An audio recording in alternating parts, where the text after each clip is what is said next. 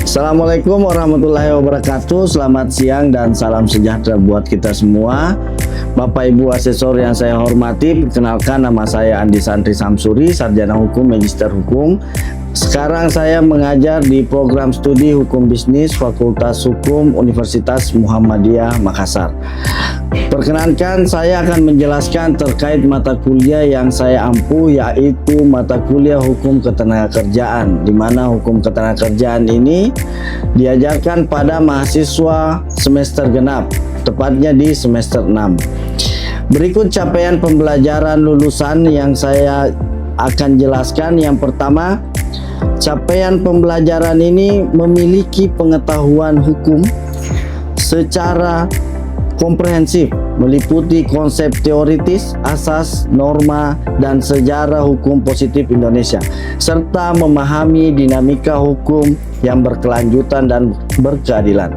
Yang kedua, mampu berpikir kritis, analitis dalam mengidentifikasi, merumuskan, dan menyelesaikan permasalahan hukum yang kompleks melalui pendekatan interdisipliner dan pemikiran yang logis. Yang ketiga, mampu merancang dokumen hukum, legal drafting yang presisi, meliputi perancangan kontrak atau kontrak drafting, uji tuntas hukum atau legal due diligence, atau pendapat hukum, legal opinion, dengan penekanan khusus pada sektor korporasi. Adapun capaian pembelajaran pada mata kuliah hukum ketenagakerjaan ini, yaitu bagaimana mahasiswa mampu menjelaskan konsep dasar, asas, sejarah, dan sumber hukum ketenagakerjaan di Indonesia secara komprehensif dengan menjunjung tinggi nilai-nilai kemanusiaan dan keadilan.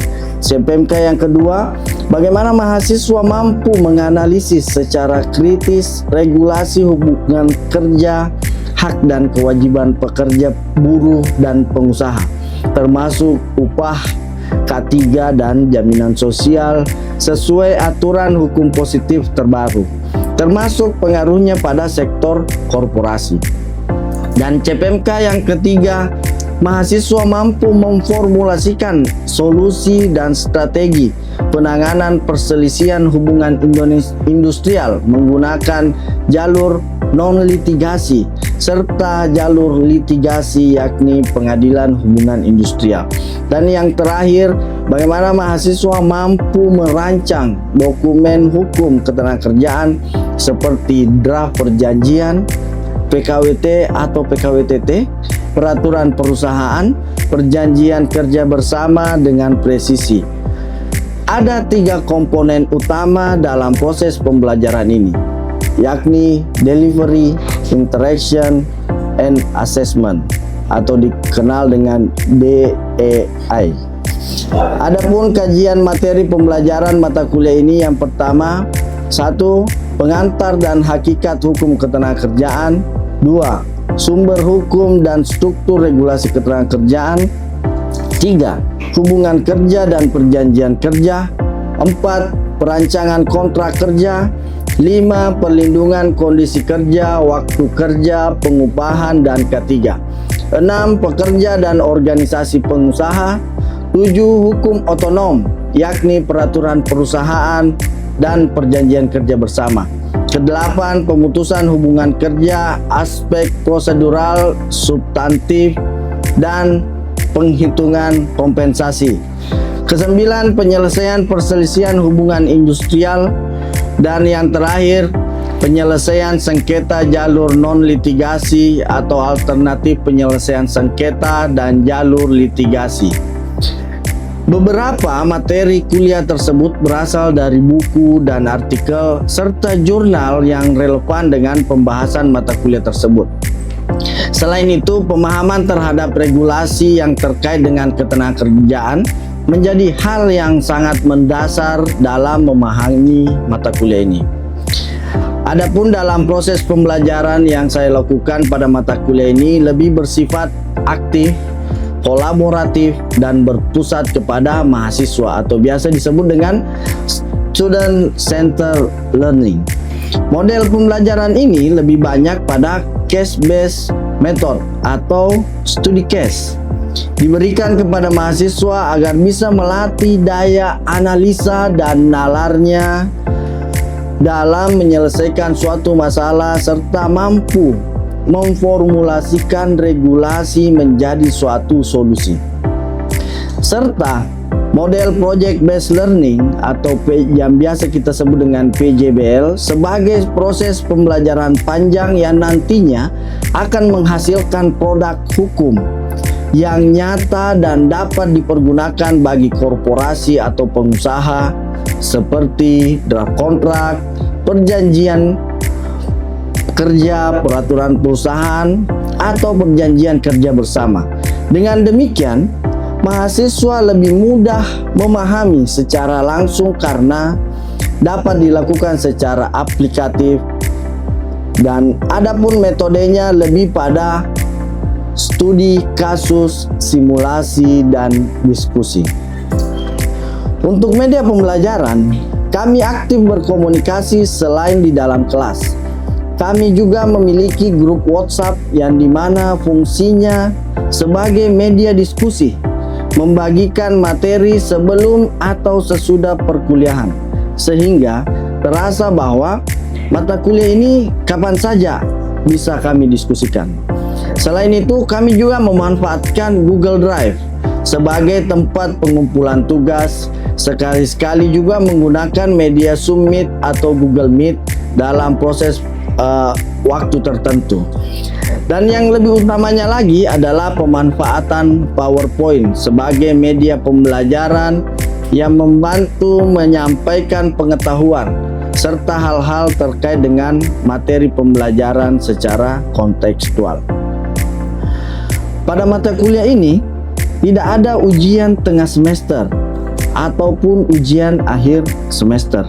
Semua dinilai setiap pertemuan serta diberikan tugas, baik itu secara kelompok maupun secara individu, melalui penilaian absensi, keaktifan dalam kelas secara formatif atau biasa kita sebut partisipatif.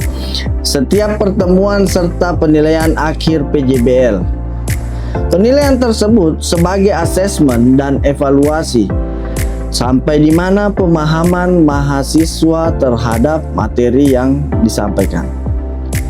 Untuk sistem penilaian pada mata kuliah hukum ketenagakerjaan ini sepenuhnya mengimplementasikan standar nasional pendidikan tinggi, di mana evaluasi konvensional seperti UTS dan UAS digantikan secara holistik dengan Project Based Learning Assessment.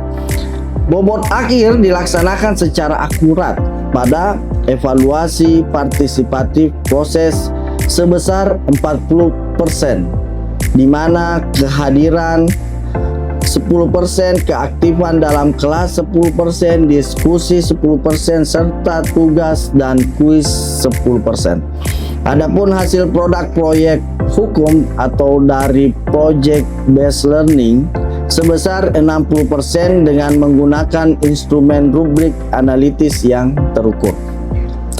Sekian yang bisa saya sampaikan terkait dengan mekanisme perkuliahan mata kuliah hukum ketenagakerjaan yang saya ampu ini pada program studi hukum bisnis Fakultas Hukum Universitas Muhammadiyah Makassar. Selanjutnya terkait dengan proses perkuliahan, berikut ini saya sajikan video pembelajaran pada mata kuliah hukum ketenagakerjaan. Wabillahi taufiq wal hidayah. Assalamualaikum warahmatullahi wabarakatuh dan terima kasih. Baik, bismillahirrahmanirrahim. Assalamualaikum warahmatullahi wabarakatuh.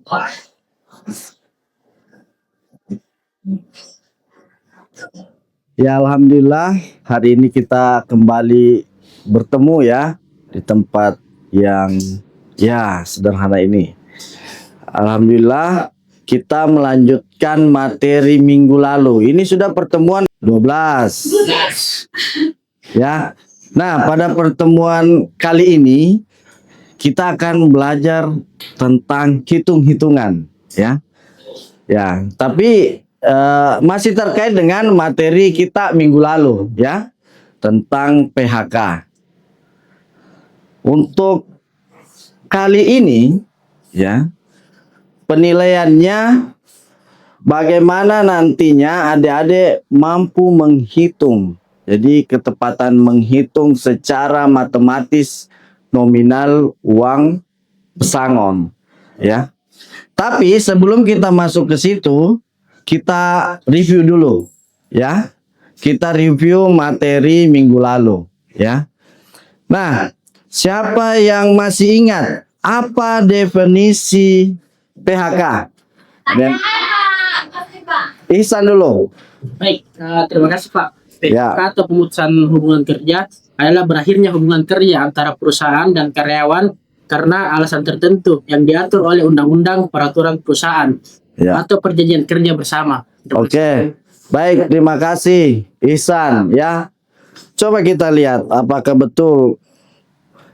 Ya, definisi PHK secara hukum kalau kita lihat dalam Undang-Undang Ketenagakerjaan khususnya di pasal 1.15 ya, bahwa PHK adalah pengakhiran hubungan kerja karena suatu hal tertentu ya yang mengakibatkan berakhirnya hak dan kewajiban.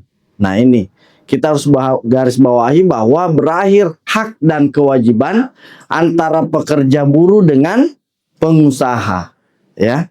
Jadi PHK itu sudah tidak ada lagi hubungan.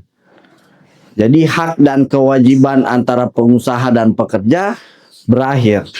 Nah, ada yang tahu apa aturan hukum atau dasar hukum dari PHK ini? Ada yang bisa? Ya, Hafizah, coba. Baik Pak, jadi terkait dengan aturan dasar tentang PHK itu yang pertama, Ya. ada Undang-Undang Ketenagakerjaan atau Undang-Undang Nomor 13 Tahun 2003. Kemudian yang kedua itu ada Undang-Undang Nomor 6 Tahun 2023. Kemudian Ya. ada peraturan pemerintah atau PP turunan dari Undang-Undang Ketenagakerjaan tadi. Kemudian yang keempat itu ada peraturan perusahaan. Itu, Pak. Ya, jadi ada 4 hal yang menjadi dasar dari PHK ini, ya.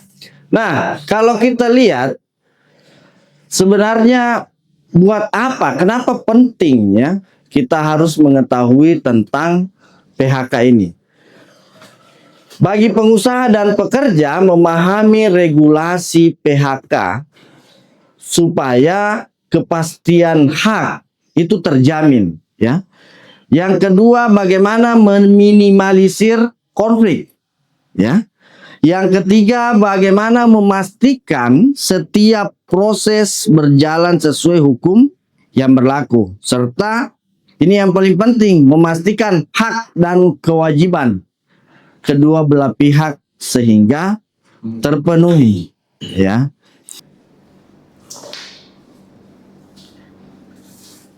Kalau misalnya ada yang, Pak, apa bedanya PHK dengan pengunduran diri? Ya. Nah, kalau kita lihat PHK itu lebih kepada inisiatif pengusaha. Jadi kalau orang bilang saya di PHK, berarti itu tindakan yang dilakukan oleh pengusaha. Nah, PHK itu tadi mungkin karena perusahaannya merugi, ataukah terjadi penggabungan, ataukah mungkin ada sesuatu yang dianggap mendesak, ya.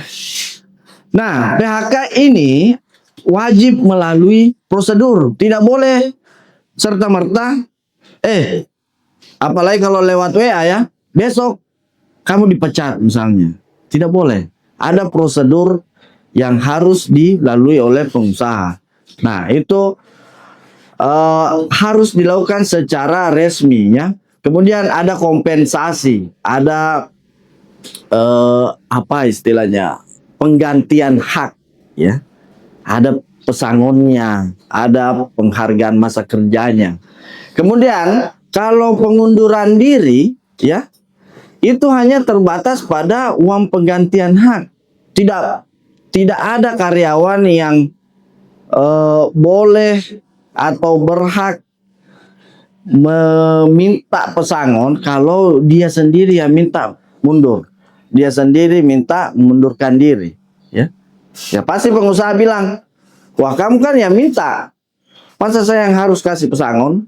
Nah, sehingga itu dalam regulasi dia hanya terlindungi sebatas penggantian hak dan uang pisah, tidak ada pesangon. Berbeda kalau memang di PHK karena sesuatu hal ya yang sesuai dengan aturan.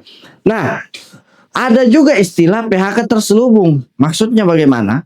PHK terselubung ini ya tanda kutip ya. Kalau misalnya perusahaan memang secara sengaja buat karyawannya tidak nyaman, ataukah buat lingkungan kerjanya tidak kondusif.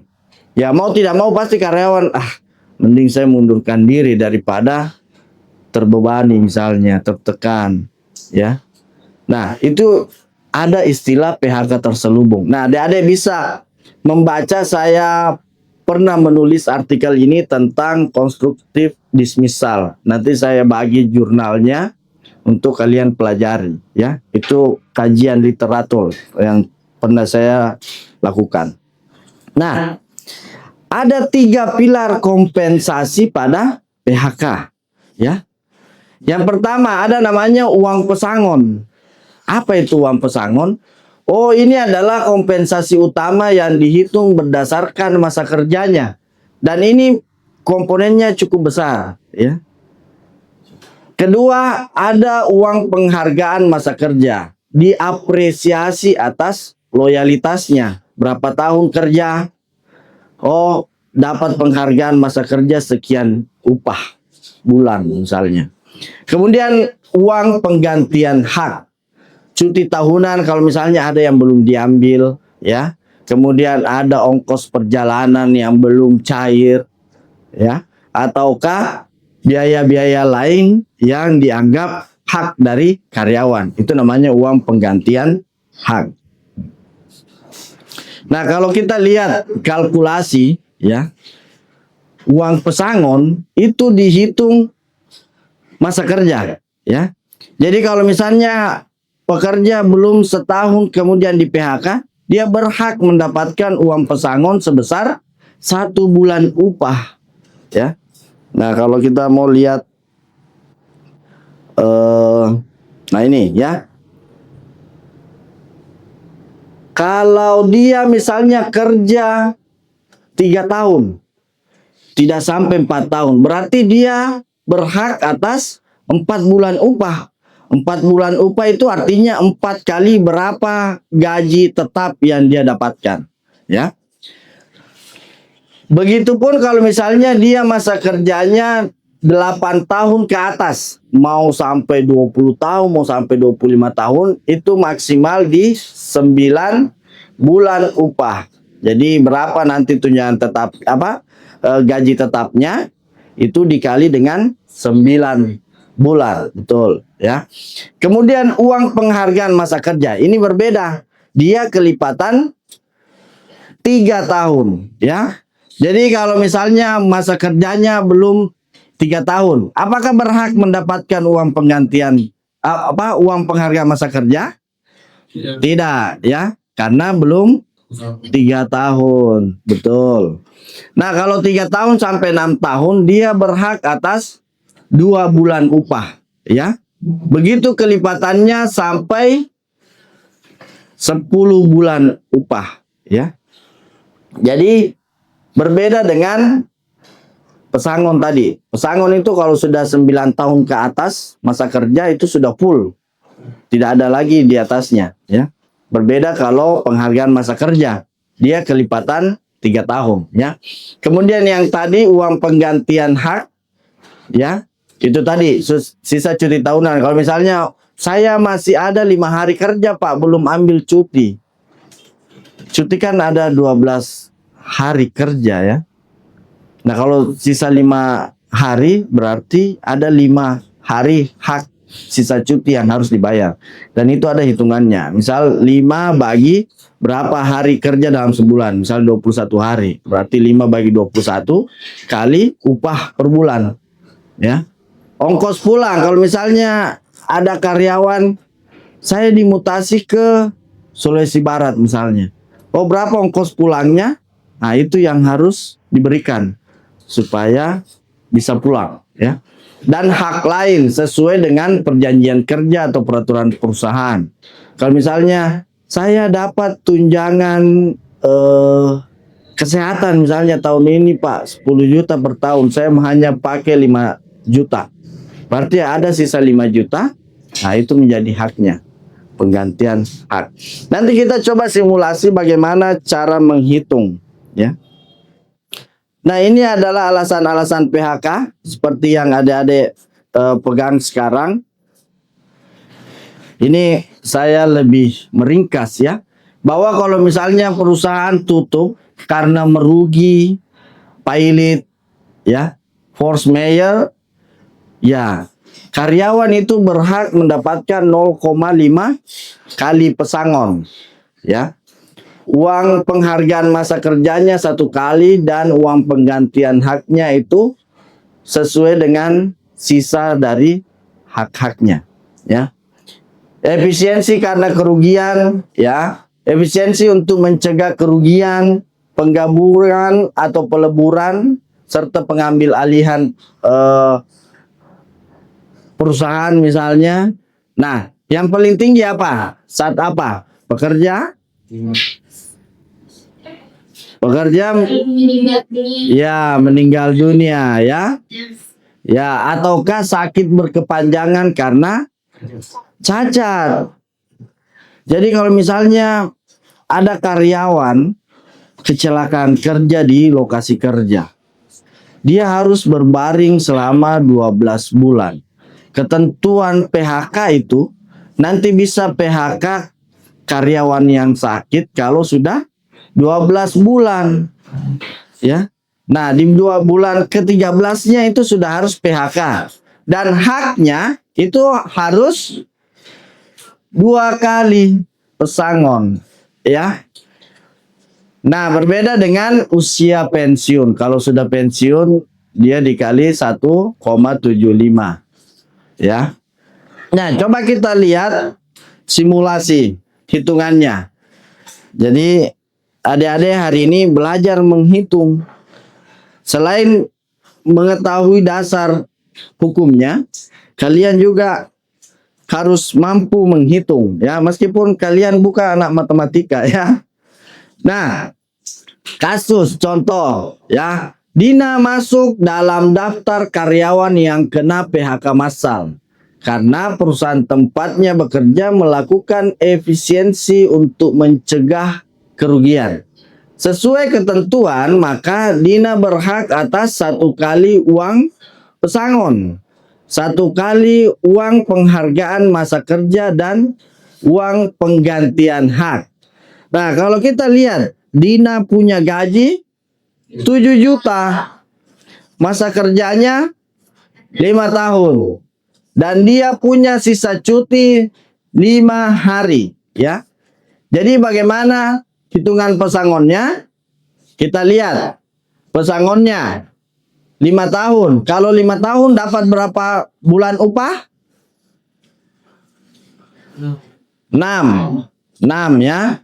Jadi karena efisiensi untuk mencegah kerugian dapat berapa kali?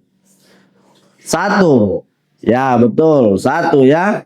Sehingga itu 1 dikali 6 tadi ya, dari mana? 5 tahun sampai 6 tahun kerja, ya, masa kerja. Berarti dapat 6 bulan upah. Kali 1 bulan upah. Berapa upahnya sebulan? 7 juta. Berarti dapat 42 juta. Itu baru pesangon.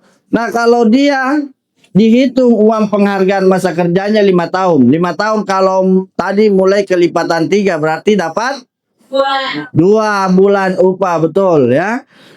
Jadi 1 kali 2 bulan upah kali 1 gajinya, ya, bulan upahnya berarti 14 juta. Kemudian kalau kita lihat hitungan cutinya, ini kalau pakai dia hari kerjanya berarti dia 25 hari sebulan, ya. Jadi 5 bagi 25 kali gaji dapatnya 1,4. Berarti si siapa? Si Dina dapat 57.400.000 kalau PHK-nya dengan alasan efisiensi untuk mencegah kerugian.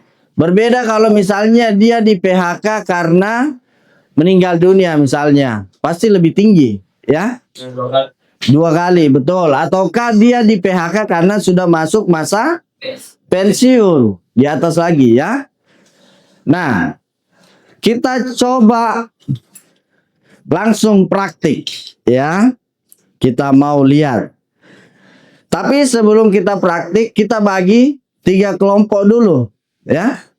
Saya pikir sudah pas ya, kelompok 1, 2, 3, ya.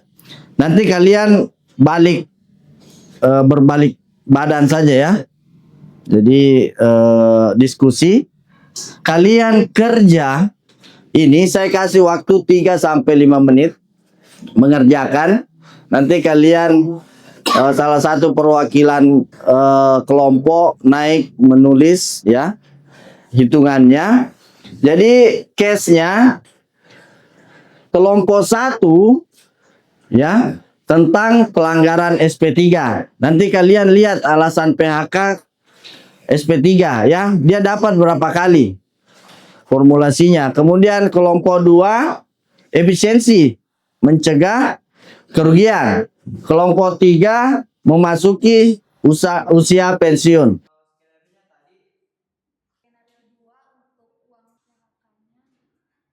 Oke, adik-adik, semua paham sampai di sini?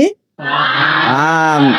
Nanti saya tugaskan ya sebagai penilaian saya individu ya, kalian buat contoh simulasi terkait dengan hitungan PHK berdasarkan alasan-alasan sesuai dengan undang-undang ya. Sesuai dengan regulasi PP nomor 35 tahun 2021. Di situ ada berapa jenis alasan? 15 ya. Nanti kalian buat satu-satu. Nah, itu sebagai penilaian saya bahwa kalian betul-betul sudah memahami ya perhitungan ini. Secara prinsip bahwa yang berbeda hanyalah uang pesangon ya. Nah, bagaimana kalau orang mengundurkan diri? Ya, dia tidak dapat uang pesangon ya. Tidak dapat penghargaan masa kerja. Yang dia dapat hanya uang penggantian hak. Saya misal masih ada sisa cutinya, oh berarti dia berhak untuk itu. Ya, ada transport pulangnya, dia berhak untuk itu. Oke? Semua paham? Paham. Oke, berarti saya tunggu tugasnya untuk nilai evaluasi per individunya. Ya. Saya tunggu 3 hari ke depan ya. Seperti biasa kalian kirim ke Google Drive tempat pengumpulan tugas ya. Kita paperless. Oke. Baik adik-adik, dari semua apa yang kita pelajari kita dapat menyimpulkan bahwa kepatuhan prosedur adalah kunci ya. Bagaimana PHK ini sesuai dengan prosedur. Kemudian yang kedua, kita harus memahami hak. Ya, kalau misalnya nanti adik-adik akan jadi karyawan misalnya atau jadi pengusaha, harus pahami hak dan kewajibannya, ya. Dan yang terakhir, ini yang penting, komunikasi terbuka. Kalian betul-betul berdialog, ya. Karena kebanyakan perselisihan hubungan industrial itu karena tidak ketemunya dialog antara dua pihak ya. Tidak ada win-win solution. Oke, nanti di pertemuan berikutnya kita akan membahas tentang bagaimana model penyelesaian perselisihan hubungan industrial ya. Oke, demikian untuk hari ini. Terima kasih banyak atas segala perhatiannya dan antusiasmenya belajar ya pada mata kuliah hukum ketenagakerjaan. Demikian, Fastabiqul khairat. Assalamualaikum warahmatullahi wabarakatuh dan terima kasih.